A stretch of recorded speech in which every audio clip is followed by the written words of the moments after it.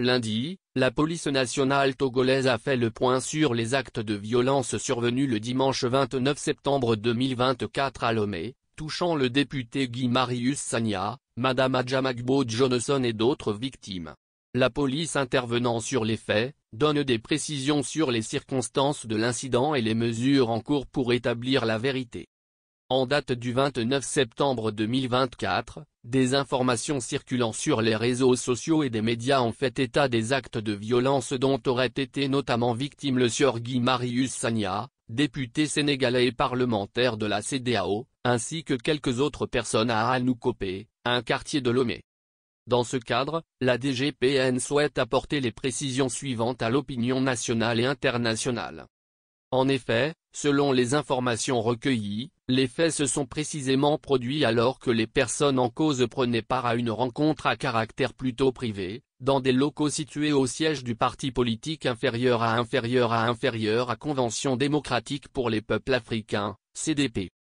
Alertée bien après la survenance des faits, la police nationale travaille étroitement avec les autorités judiciaires dans le cadre d'une procédure judiciaire qui a été immédiatement diligentée pour faire toute la lumière sur les actes qui se sont produits, notamment en élucidant leurs circonstances et en identifiant leurs auteurs afin qu'ils en répondent.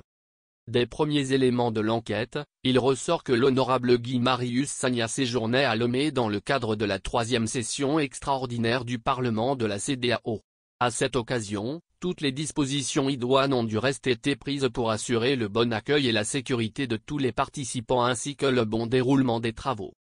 Il convient toutefois de noter que, alors que des informations circulaient sur les réseaux sociaux, faisant état de ce que l'honorable Guy Marius Sagna devait animer une manifestation publique organisée dans des conditions irrégulières, l'intéressé a été dûment informé des risques que comportaient ces activités projetées en marge des travaux du Parlement de la CEDEAO en violation des lois en vigueur au Togo. Ainsi, a-t-il été clairement avisé de l'interdiction de la réunion projetée dans les enceintes d'une église de la place, ceci conformément aux dispositions régissant l'exercice de la liberté de réunion et de manifestation pacifique publique au Togo.